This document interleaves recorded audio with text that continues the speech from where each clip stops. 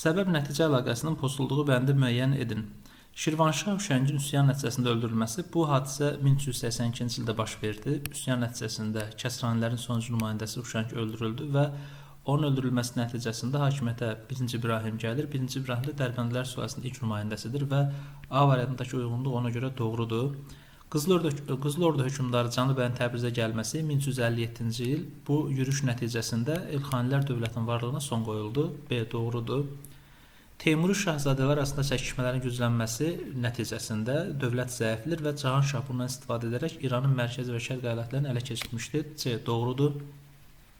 Baharlı sülaləsinin son nümayəndəsi Həsənlərin hakimiyyətdən uzaqlaşdırılması 1468 və bunun nəticəsində Uzun Həsən Ağqoyunlu dövlətinə əsasını qoyur və Bayandırlı sülaləsinin hakimiyyəti dövrü başlamışdı.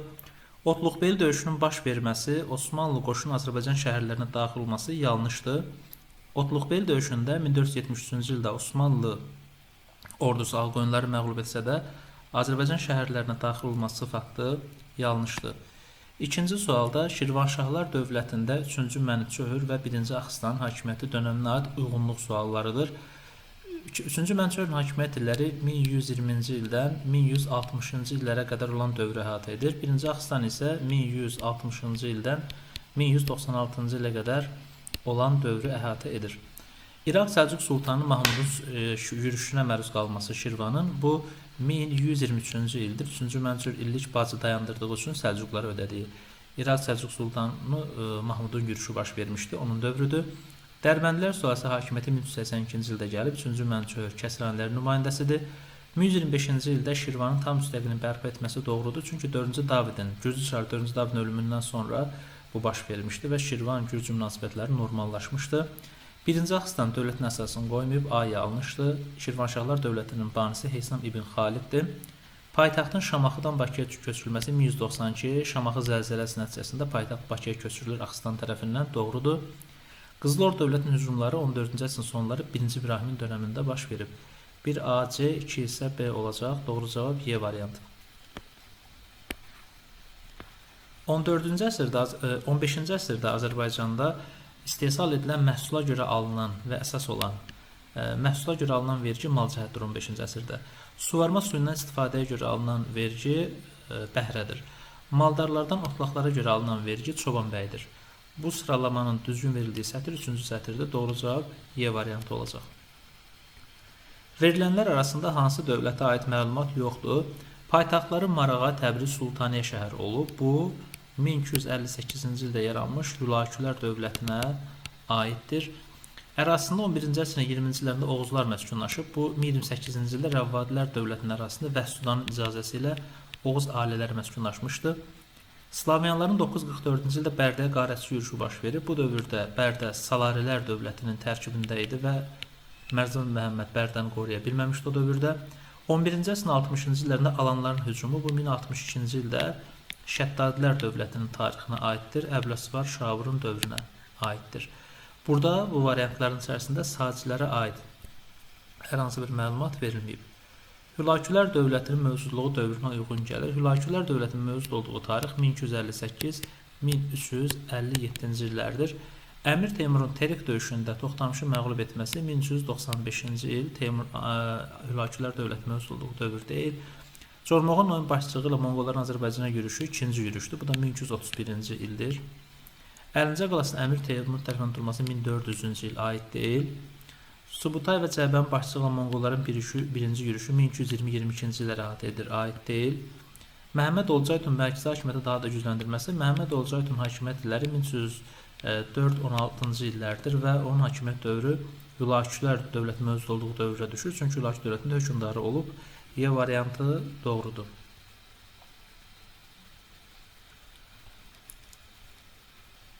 Hadisələrdən hansıların yerləri dəyişdirilərsə Şirvanşahlar dövlətinə aid xronoloji ardıcıllıq düzgün olar.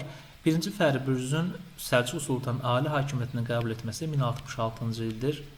Şirvanşahların paytaxtın Şamaxıya köçürülməsi 918-ci ildir Əbu Tahir tərəfindən. Şeyx İbrahimin Şirvan şahı elan olunması 1382-dir. 1-ci İbrahimin Təbrizə daxil olması 1406-cı ildir. 1-ci İbrahimin Qarayüzə məğlub olması 1412 Kür çayı sahilində döyüşdü.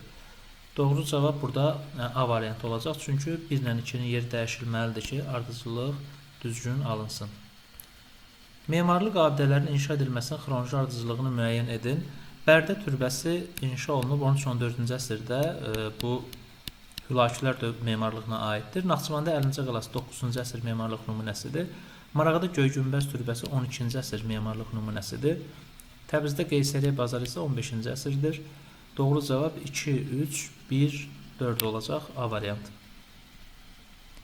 Hülakülər dövlətinin 14-cü əsr tarixinə aiddir. Məhəmməd Olcaytunun hakimiyyətə gəlməsi 1304-cü ildir. Qazan xandan sonra dövləti idarə edib. 1 doğrudur. Dövlətin yaranması 1258 13-cü əsrdir. Əmir Çobanın dövləti idarə etməsi Əmir Çoban idarə etmədə iştirak edib Əbu Səidin dövründə 1316-cı ildə, 1328-ci ildə isə edam olunub və onun fəaliyyəti elə 14-cü əsrə düşür. Qızıl Ordu dövlət ilə mübarizənin başlaması 1263-cü ildən başlamışdı bu mübarizə və 13-cü əsrə aiddir. Qazan xanın fərmanına görə kəndlərin bir yerdən başqa yerə köçməsinin qadağan edilməsi 1303-cü il fərmanıdır. 5-də aiddir. Doğru cavab Y variantı 1, 3 və 5 olacaq. Daha gec olmuşdur. Şeyx Hüveysin Şirvanşahları özünə tabi etməsi 1367-ci ildir. Gəncədə Ustabəndərin başçılığı üsyanın baş verməsi 1231-ci il. Ağsunqurlar dövlətinin süqut etməsi 1227-ci il.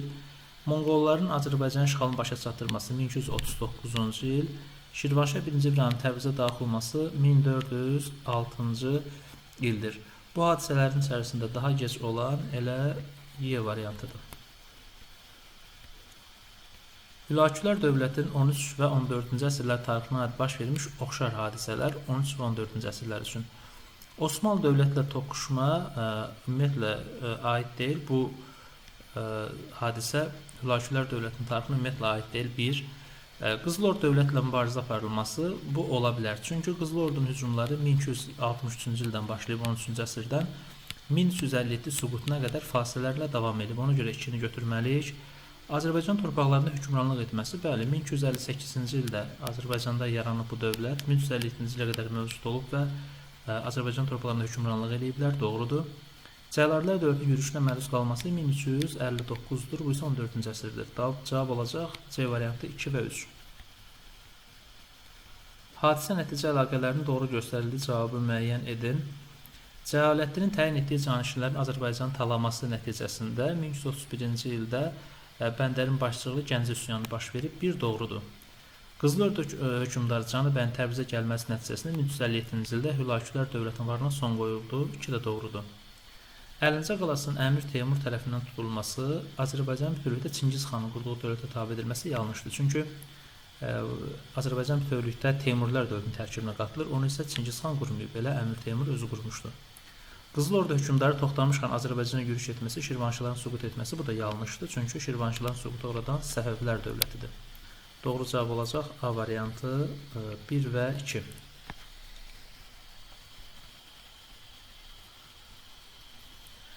Sxemi tamamlayın. 15-ci əsrdə hakimiyyətdə olmuş Ağqoyunlu hökmdarından söhbət gedir. Onun haqqında verilən açar məlumat Şeyx Heydərin öldürüldüyü döyüşdə iştirak edib. Şeyx Heydərin öldürüldüyü döyüş 1488 Şahdağ döyüşüdür. Şahdağ döyüşündə də iştirak edən Ağqoyunlu hökmdarı Yaqub Padşahdır. Deməli biz Yaqub Padşahın fəaliyyəti ilə bağlı variantları götürməliyik. Atasının Şirvanla dostluq siyasətini davam etdirib, bir düzdür, Şirvanşahlarla dostluq münasibətlərində olub. Əpər sazişi imzalamasında iştirak etməyib, bu Murad və Əlmət Mirzə arasında olub Əpər sazişi. Digər hökmdarlarla müqayisədə daha çox soyurqal paylayıb, bu Rüstəm Padşahın dövrünə aiddir. Hakimiyyəti dövründə ölkə daxilində nisbi sabitlik hökm sürmüşdü, doğrudur. Əsas diqqəti daxildə sabitliyə yönəltmişdi Yaqub Padşah. Şeyx Hüseynin öldürüldüyü döyüşdə iştirak etmişdir, bu yanlışdır, çünki Şeyx Hüseynin öldürüldüyü döyüş 1460 Samur döyüşüdür. Həmin vaxt heç Ağqoyunlu dövləti ümumiyyətlə yaranmamışdı. Ağqoyunlu bəyliyin rəhbəri də deməli Uzun Həsən idi həmin dövrdə və Uzun Həsən Şeyx Hüseynlə qohumluq əlaqələri mövcud olmuşdu. Doğru cavab olacaq B variantı 1 və 4. Şirvanşahlar, Cəlalilər və Şəki hakimləri ümumi cəhətdir. Osmanlı dövlətlə mübarizə aparmaları bu aid deyil. Sadəcə Şirvanşahlar Ankara döyüşündə Teymurların tərəfində mübarizə aparmışdı.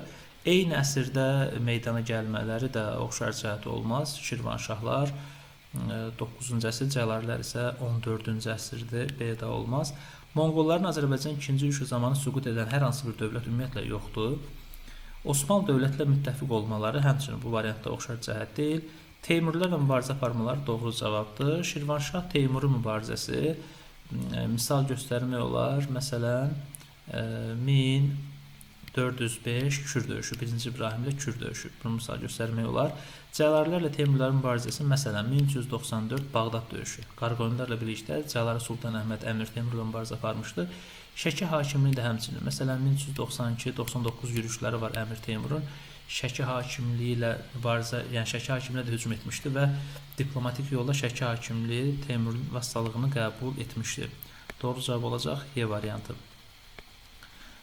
Döyüşlərin nəticəyə uyğun döyüşləri tapmaq lazımdır 14-cü sualda. Tiflis Müsəlman əmrinin ləğv olunmasına təsir edən döyüş 1121-ci ildə baş vermiş, deməli Didqori döyüşüdür.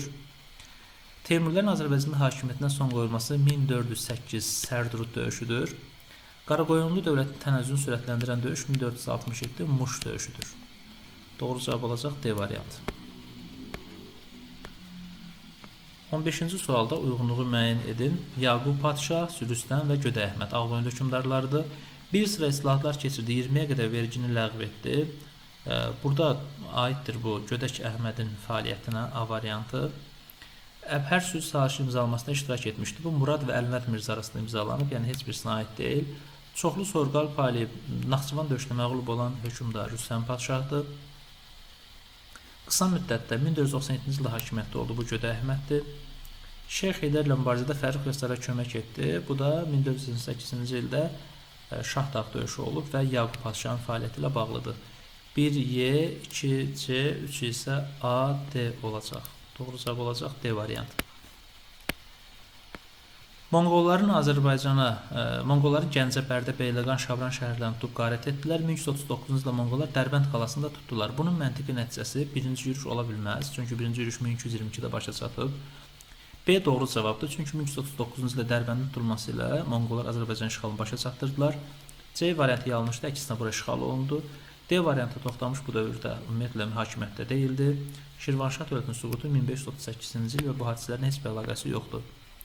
Şirvanşah dövlətinin tarixində 14-cü əsr 80-ci illərinə aiddir. 1380-ci illərə aid olan, elə biri 1-dir, 1382-ci il 1-ci İbrahim Dərbəndlər hakimiyyətə gəlir. 2 yanlışdır, 1538-ci ildir. 3 doğrudur. Huşəngin üsyan nəticəsində hakimiyyətə 1-ci İbrahim gəlib, onsuz da eyni ildir 1382. Şeyx Hüseydin Şirvana yürüşü 1460-cı ilə qədər davam edə bilər. Çünki 60-cı ildə öldürüldü Şeyx Hüseyd Samur döyüşündə. Şirvanşah 1-ci İbrahim Təbrizə daxil olması 1406-cı ildə. Doğru cavab olacaq D variantı 1 və 3. 18-ci sualda Böyük Səlcuq dövlətinin 1060-cı illər tarixinə aid olan, Eldənizlər dövlətinin isə 1190-cı illər tarixinə aid olan ümumi cəhətləri seçməliyik.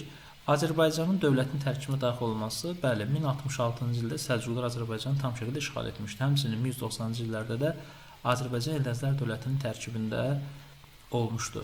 Dövlətin paytaxtının dəyişdirilməsi bu aid deyil, oxşar cəhət deyil. Çünki Səlcuqların paytaxtı 1073-cü ildə dəyişdirilib, Reydən İsfahana, 1043-də də Nişapurdan Reyə köçürülmüşdür. Türk mənşəli sülalə tərəfindən idarə olunması doğrudur, Səlcuqlar və Eldənizlər. Hakimiyyətə yeni hökmdarın gəlməsi də düzdür. Səlcuqlarda 1063-cü ildə Alparslan, deməli Eldənizlərdə də 1191-ci ildə Əbubəkir hakimiyyətə gəlib, Qızlarslan əvəz edib. Oxşar cəhətdə dövlətin süqutu uğradılması yanlışdır, heç birisine aid deyil. Doğru cavab olacaq B variantı 1, 3 və 4. Əmir Çoban Cəlalilər nümayəndəsi deyil, Cəlalilər dövlətində iştirak edən bir dövlət xadimi deyil, 1 olmaz. Fəzlur Rəşidəddin Qazan xanın vəziri olub, Hülaki dövlətinin idarə etməsində iştirak edib, 5 düzdür, 2 yanlışdır. Nizam Mülk, deməli, Atabəylər yox, Səlcuqlar dövlətinin idarə olmasında iştirak edib. Qızıl Arslan isə Atabəylər dövlətinin hökmdarı olub. Deməli 4 və 5 doğrudur, D variantı. 1066-cı ildə Səlcuq dövləti tərəfindən tabe edilmiş Azərbaycan dövləti Şirvanşahlar dövlətidir. Həmin dövrdə onun paytaxtı Şamaxı olub. Şamaxı da burada 4 rəqəmi ilə ifadə olunub. Doğru cavab olacaq deməli 4 Şamaxı şəhəri.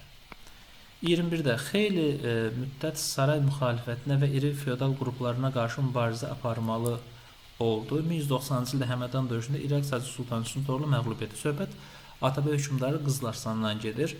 Mətndə adı seçilən hökmdarın Məhəmməd Olcaytı ilə oxşar cəhətləri hansılardır? Məhəmməd Olcaytı isə Hülaşi dövlətinin hökmdarlarından biri olub. Eyni bir dövlətin hökmdarı olub, xeyr, bu oxşar cəhət deyil. Çünki Qızlarstan Atabəylər dövlətini, Məhəmməd Olcaytı Hülaşilər dövlətini idarə edib. Qardaşından sonra hakimiyyətə gəliblər, bu doğrudur. Deməli, Məhəmməd Can Pəhləvandan sonra Qızlarstan, Qazan xandan sonra Məhəmməd Olcaytı gəlir ki, doğrudur. Eyni əsrdə hakimiyyətdə olublar, xeyr, biri 12-ci əsr, biri isə 14-cü əsrdə hakimiyyətdə olub. Ölümlərindən sonra feodal arasında qarşı durmalar olub, bəli. Qızlarstan sonra Əbu Bəkirin dönəmində bir çəkişmələr dövrü, tənəzzül prosesi başlayır. Məhəmməd Olcaytıdan sonra da Əbu Səid az yaşlı olduğu üçün dövlət daxilində çəkişmələr güclənir. 2-4 doğru cavabdır, C variantı. Təbriz şəhərinin Cəlalilərin paytaxtı olduğu dövrə uyğun gəlir. Təbriz şəhəri 1359-cu il işğalından sonra Cəlalilər dövlətinin paytaxtı olub. Cani bəyin Təbrizə yürüşü 1357-də aid deyil. Şeyx Həsənin Bağdadda hakimiyyəti ələ keçirilməsi 1340-dır. Cəlali dövlətin yaranması aid deyil. Çobanilər dövrü 1357-yə qədər davam edib Azərbaycanda olmaz. Hülaşi dövlətin varına son qoyulması 1357-dir, olmaz. Şirvanın Cəlalilərə tabe edilməsi 1367-ci ildir və bu o dövrə aiddir, Y variantı. Eyni əsrdə baş vermişdir. Şirvanşah 1-ci Fərruzun Səlcuq Sultanı ali hakimiyyətini qəbul etməsi bu 1066-cı ildir, 11-ci əsr. Gürcü hökmdarı 4-cü Davidin Şirvana hücum etməsi bu 12-ci əsrdir. 1120-1123-24-cü illərdə Slavyanların Şamaxını ələ keçirib qarət etməsi 11-ci əsrdir. 1032-1033 Yezdiyəni qarət eləmişdilər. Monqolların Şamaxını ələ keçirməsi Monqol yürüşləri ümumiyyətlə 13-cü əsrdir. Cəlalilər Şirvanı tabe etməsi 14-cü əsr 1367-dir. Burada 1 və 3 eyni əsrdir, 11-ci əsr. Sacilər dövlətindən fərqli olaraq Salarilər dövləti şimalda yaranıb, xeyr, hər ikisi cənubda yaranıb. 10-cu əsrdə yaranıb, doğrudur, 941-ci ildə. Sacilər isə 898-ci ildə 9-cu əsrdə yaranmışdı. Azərbaycan torpaqlarını birləşdirib, hər ikisi üçün oxşar cəhətdir. Paytaxtı yalnız Ərdəbil olub, doğrudur. Çünki Saclərin paytaxtı Marağa və Ərdəbil olub. Bunun paytaxtı yalnız Ərdəbil olub. Cənubda meydana gəlməsi oxşar cəhətdir. Doğru cavab olacaq 2 və 4. 25-ci sualda xəritədə ulduzla verilmiş şəhərin, yəni Dərbəndin, erkin orta əsrlər tarixinə aid xüsusiyyətləri müəyyən edin. 869-cu ildə oradakı hakim Haşim İbn Suraka, bəli, özü müstəqil elan və Dərbənd əmir əsasını qoyub, düzdür, 1. 8-ci əsrin ortalarında müstəqil idarə olunurdu, bu yanlışdır, bu Kordova xilafəti ola bilər. Ərəb əsilli Haşimlər sülaləsinin hakimiyyəti altında olub, bəli, Dərbənd əmrinin əsasını Ərəb mənşəli Haşimlər qoyub, 1-3 doğrudur. Öz müstəqilini 11-in sonuna qədər qoruyub saxlamışdı, bu yanlışdır. Çünki 988-ci ildə Şirvanşahlardan asala salınır, 1075-də isə Şirvanşah dövlətinə birləşdirilir və tamamilə 4 aid deyil, 1-3 olacaq doğru cavab. Hadisələrin xronoloji ardıcılığını müəyyən edin. Samur döyüşü 1460-cı ildir, 60-cı ildir, Şahdağ döyüşü 1488-ci ildir. Səfəviyyə təriqətin əsasının qoyulması 13-cü əsrin sonlarıdır. Şəməs döyüşü isə 1494-cü ildir. Doğru cavab 3, 1, 2 və 4 olacaq. Şəddadilər dövləti paytaxtı Gəncə olan müstəqil dövlətin əsasının qoyulması bu Ləşkəriyə aiddir. 1-ci Ləşkəri A variantı Şəddadilər dövlətinin banisidir. Səlcuq dövlətlə müqavilə bağlayaraq ona tabe olması bu 1054 Əbləsvar Şavurdur. Dəblin ələ keçirilməsi, müstəqil əmirlik yaradılması. Bu sualda xəta var, çünki 3 Şəddadilər dövlətinə aid deyil. Əgər burada Şəddadilər dövləti qeyd olunmasaydı, biz 3-ü Məhəmməd ibn Şəddada aid eləməliyik.